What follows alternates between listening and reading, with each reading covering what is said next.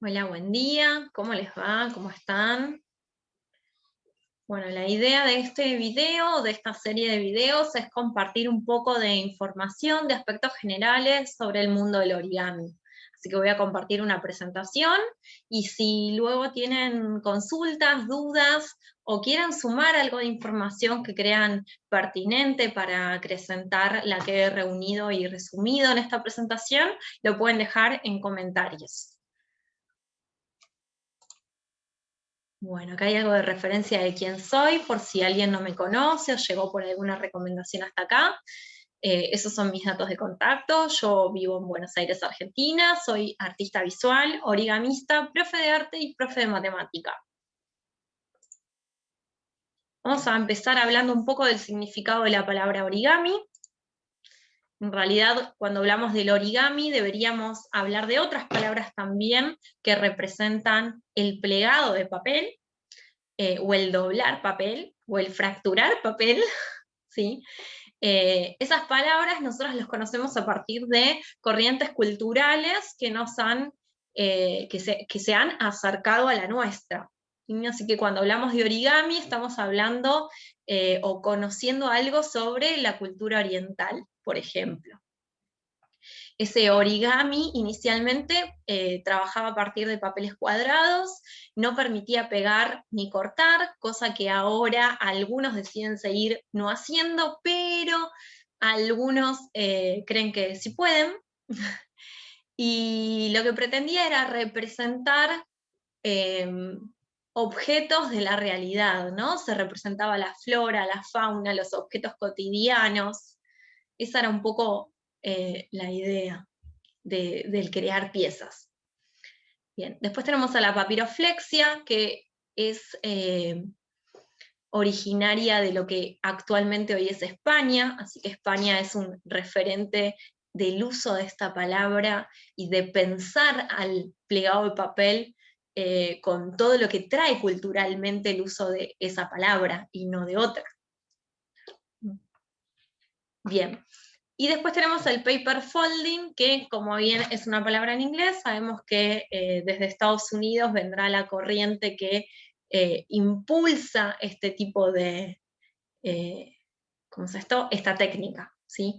Y es un poco más amplio el concepto porque habla de todo tipo de técnicas con papel donde se ejecute el plegado como una acción. Así que no incluye solo el origami, sino que también va a incluir a lo que es el pop-up. En el pop-up también se pliega, aunque también se corta, ¿no? Al kirigami, el papercraft y otras. Inclusive, como son otras técnicas en las que se hacen otras cosas, como cortar y pegar, esto va a estar sumamente permitido, y los cambios de materialidad. Así que es la técnica que en realidad vemos siempre relacionada con las aplicaciones en el diseño, las artes, la arquitectura y demás. Sigo. Técnicas de origami. Hablemos un poco de técnicas. Hablar de técnicas es algo bastante complejo porque justamente dependiendo desde qué cultura se piense en el plegado, va a haber técnicas asociadas, ¿sí? O categorizadas para las piezas que se crean.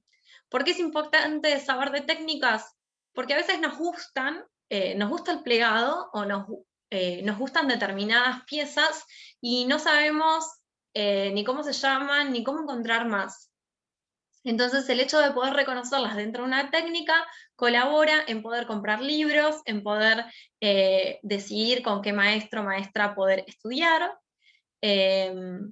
e incluso buscar información en internet y no tener búsquedas fracaso, que nos generen algún tipo de fracaso personal, esas búsquedas sin fin que se dan por internet. Así que esta es una clasificación posible, es una que hago yo para poder también relacionar técnicas que pertenecen a culturas diferentes y a momentos diferentes de la historia. Bien, lo que tenemos primero es el plegado tradicional, ¿sí? Es el origami tradicional que tiene distintos niveles de dificultad, hay cosas mucho más complejas de hacer, incluso que las que estoy mostrando, y que pretende esto, ¿no? Busca representar cuestiones reales que aparecen en el mundo, ¿no? Objetos reales, flora, fauna. El origami modular, que por definición trabaja con módulos, y esos módulos que conforman piezas deben ser todos iguales. ¿Sí? Tenemos, por ejemplo, las estrellas y las mandalas que son planas, se trabajan sobre superficies apoyadas, y tenemos después los kusudamas y los poliedros que trabajan en la construcción de cuerpos volumétricos en el espacio. Y después tenemos la categoría del 3D, el modular 3D, que lo que tiene de particular es que todos los objetos que se crean, que se diseñan, se hacen a partir del mismo módulo. Así que eso es muy distintivo de esa técnica. Después está el origami de acción, ¿sí? La acción, el movimiento, requiere de que las personas nos acerquemos y toquemos esas piezas, que entremos en una situación de diálogo con eso que se hizo. Pero hay muchas técnicas asociadas a el hecho de ser un origami de acción, ¿sí? Por ejemplo, la tradicional, hay origamis de acción tradicionales, hay modulares, y hay, por ejemplo, corrugados, que también requieren de la acción, ¿sí? Esa acción, en el mundo de los corrugados, por ejemplo, se llama colapso. Cuando yo aprieto, intento un colapso de la pieza. Después tenemos el plegado en húmedo, que es una técnica que está relacionada con la técnica tradicional. La diferencia es que se pliega en húmedo, se moja el papel para plegar. ¿Qué se obtiene como resultado? Bueno, una técnica quizás algo compleja desde la manipulación, pero con resultados muy bellos, porque mientras uno va plegando, el hecho de tener el papel húmedo permite el modelado de la pieza, y eso crea espacios como ese lomo del zorro que vemos en la segunda imagen, donde se curva el papel. Después tenemos a los corrugados. Las piezas corrugadas son las que al colapsar se cierran sobre sí mismas como un libro, ¿sí? Queda todo contenido entre lo que sería una tapa contra tapa. Hay muchos ejemplos. Miura es uno de ellos, que es muy, muy conocido. Ahí en la segunda imagen muestro cómo al corrugar queda centrado, concentrado, todos los pliegues. Pero tiene también sus variables. Si yo cuando colapso la pieza no queda aplastada en el interior, sino que se alza sobre la superficie, creando volumen, las vamos a llamar teselados, o teselados corrugados, o teselados corrugados 3D, o tridimensionales también. Después, si nosotros intentamos corrugar y la pieza, en vez de cerrarse sobre sí misma, se desliza sobre la superficie como si avanzara en alguna dirección, incluso contraria a la del colapso, los vamos a llamar plisados.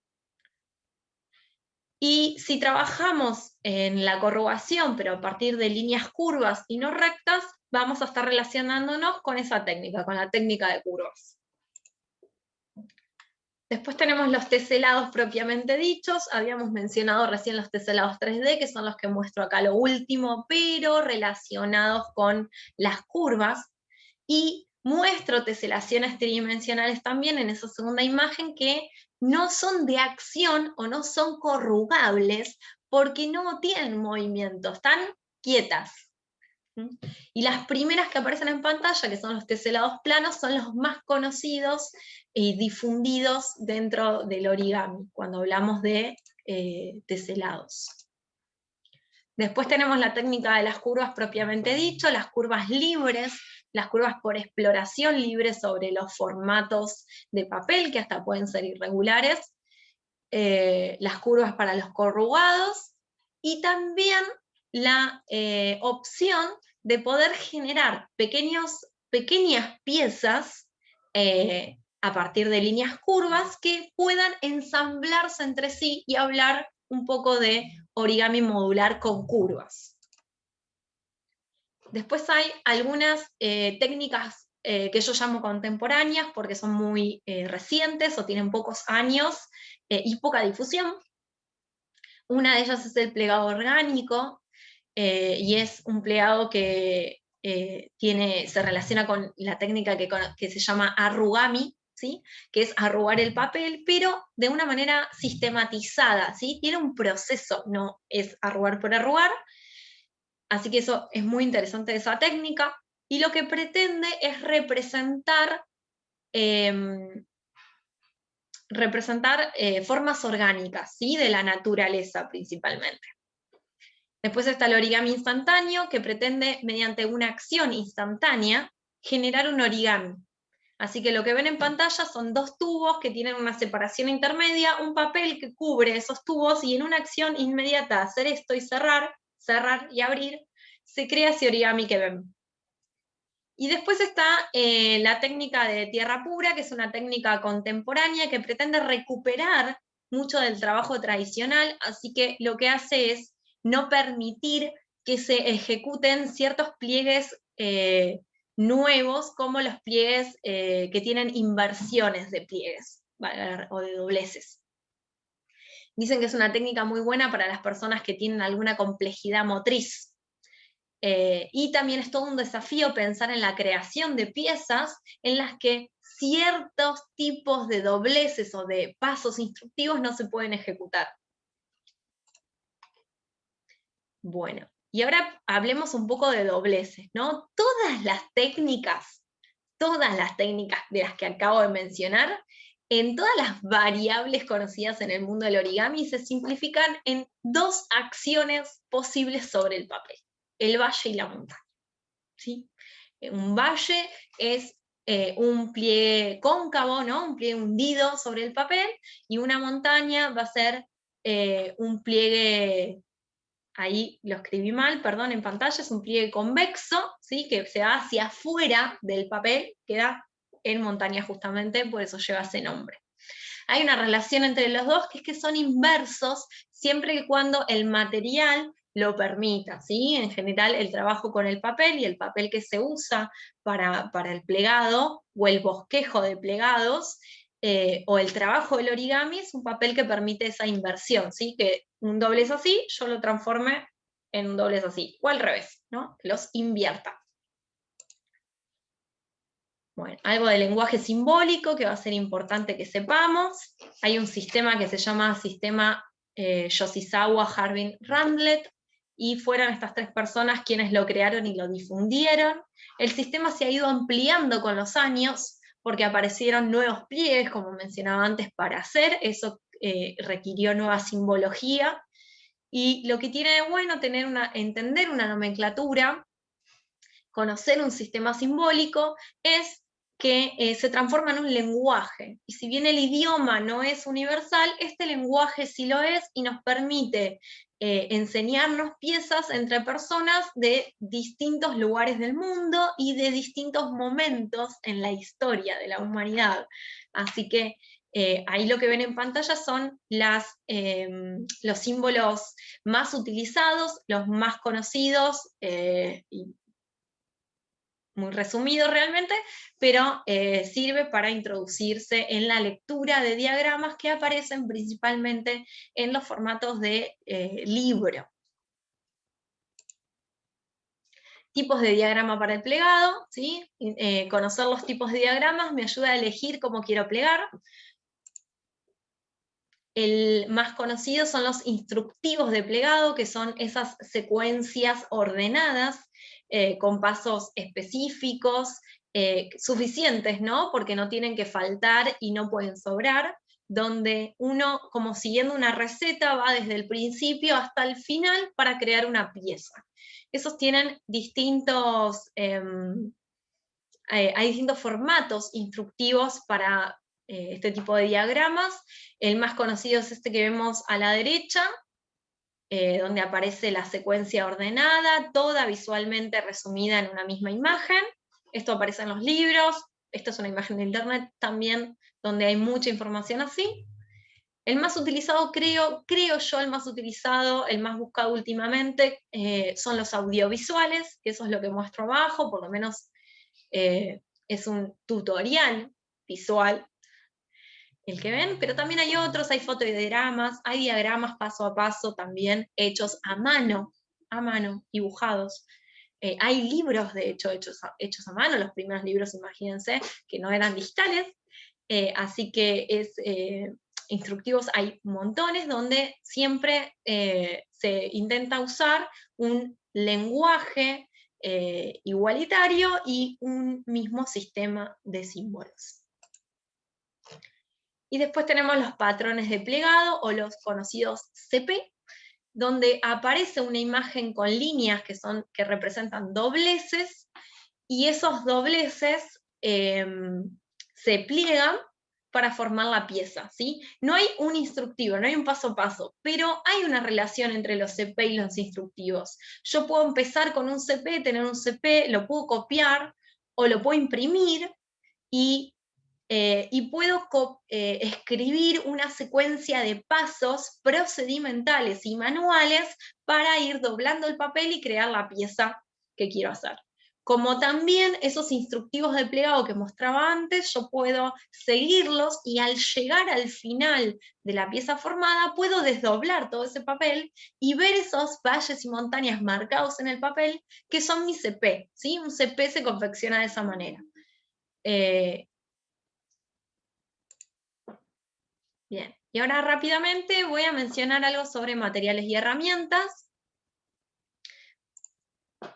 ¿Sí? Sobre materiales que hay que, depende de las técnicas, depende de lo que queramos hacer, vamos a elegir distintos gramajes para el papel. Mencionaba antes el plegado en húmedo, que se suele hacer con papel acuarela, que va de 160 a 300 gramos. Son gramajes gruesos, pesados, que no son los habituales en el mundo del origami, donde se usa un papel kami o un papel obra. En Argentina casi todos los papeles son papeles obra de 80 gramos o de 75 gramos, así que depende un poco de la técnica en la que vamos a trabajar. Si hay mucha superposición de papel, voy a elegir siempre trabajar con papeles de menor gramaje o más ligeros. Si no tengo tanta superposición de papel, pero tengo una pieza que es volumétrica, voy a trabajar con mayor gramaje para que no se doble esa pieza, o no flamee, no se mueva tanto. Entonces voy a trabajar, no sé, corrugados, por ejemplo, puedo llegar a hacer con gramajes intermedios o altos también.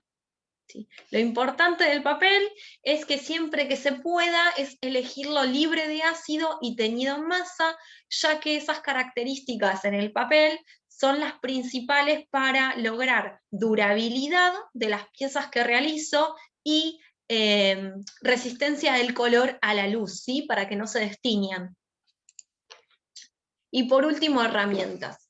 Si bien hay muchas personas actualmente que siguen decidiendo que el plegado sea una acción con la herramienta que ya tenemos, que son nuestras manos, y que nos conectan de manera directa con ese material y con esa situación de plegar, también es cierto que quizás tengamos en algún momento de la vida, o que ya tengamos de por sí una discapacidad que nos impida hacer fuerza con las manos, o una enfermedad, así que el uso de las herramientas puede colaborar en el plegado. E incluso hay una relación entre herramientas y materiales. Si yo quiero plegar algo que no sea papel, sino que sea, no sé, aluminio, chapa, goma eva, cartón grueso, voy a necesitar herramientas, ¿sí? Voy a necesitar herramientas. Así que la elección de lo que voy a plegar, con qué lo voy a plegar,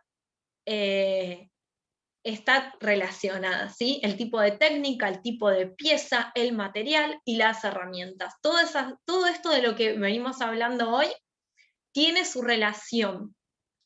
Por eso quise hacer un resumen de todo junto, ¿sí? Bueno, por ahora nada más. Les agradezco que hayan escuchado hasta acá.